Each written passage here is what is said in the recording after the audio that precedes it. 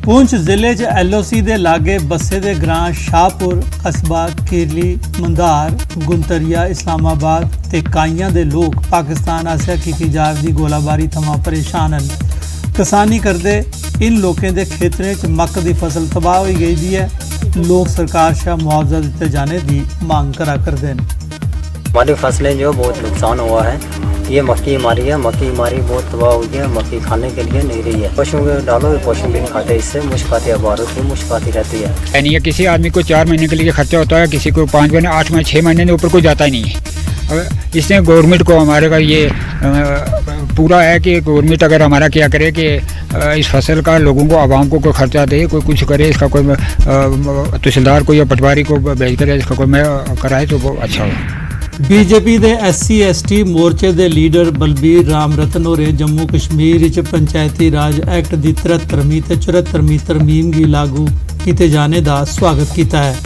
उंदा आखना है जे इस चाली दी व्यवस्था कन्नै जम्मू कश्मीर च पंचायती राज गी मजबूती थोग।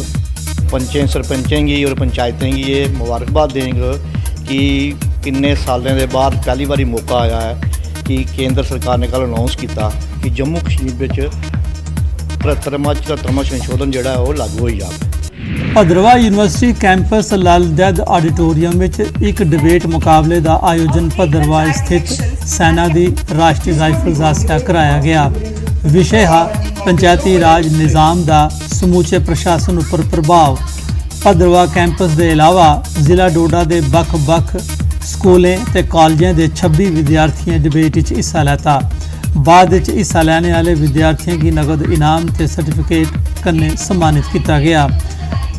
कमांडिंग अफसर 4RR कर्नल DD पांडे समारोह के मुख परौने जबकि ERO Bhaderwah campus guest of honour है।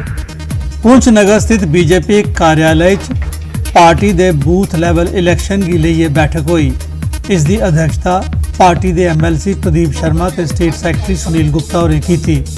पार्टी हाईकमान आसेआ मुकर्रर पुंछ जिला प्रभारी विकास रंधावा और मुख परौने है। मीटिंग पार्टी के संगठनात्मक चुनाएं वास्ते राष्ट्रीय स्तर पर निर्धारित तरीके की भी जानकारी दी गई।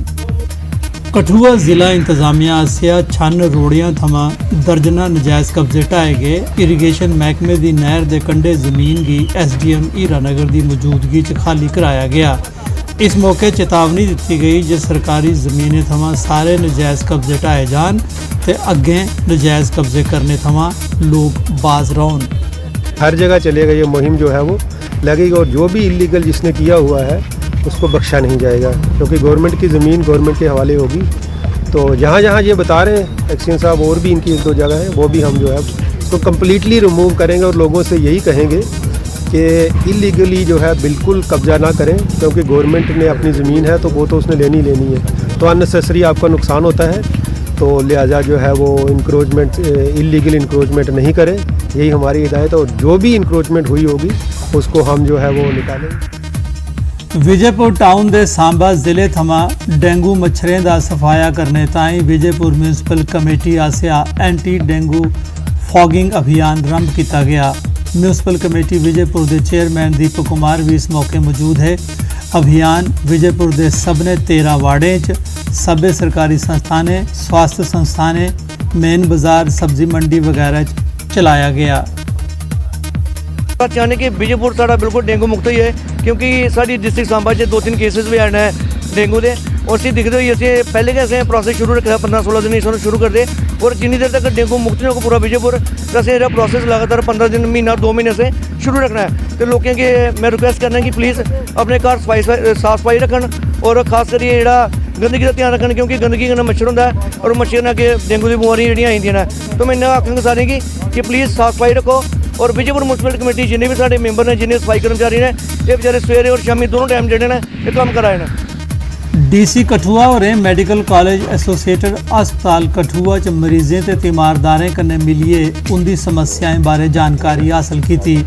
इस मौके DC कठुआ डॉक्टर राघव लंगर होरें गलाया जे सब्बे मरीज इंतजामिया तोड़ी सीधी रसाई हासल नहीं करी सकते, इस करी अस्पताल च गै सरबंधत अधिकारियों की मौजूदगी च उनकी समस्याएं गी हल करने का प्रयास किया जाग।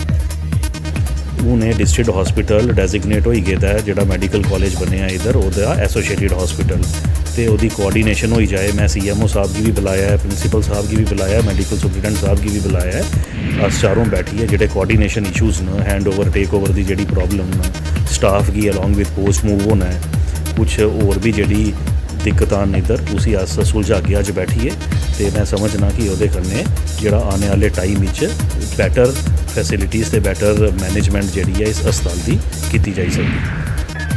ਭਦਰਵਾਹ ਦੇ ਕੈਲਾਸ਼ ਕੁੰਡ ਦੀ ਯਾਤਰਾ ਸੰਪੰਨ ਹੋਣੇ ਮਗਰਾ ਖਖਲ ਮਹੱਲਾ ਭਦਰਵਾਹ 'ਚ ਮੇਲਾ ਪੱਟ ਲੱਗਦਾ ਹੈ।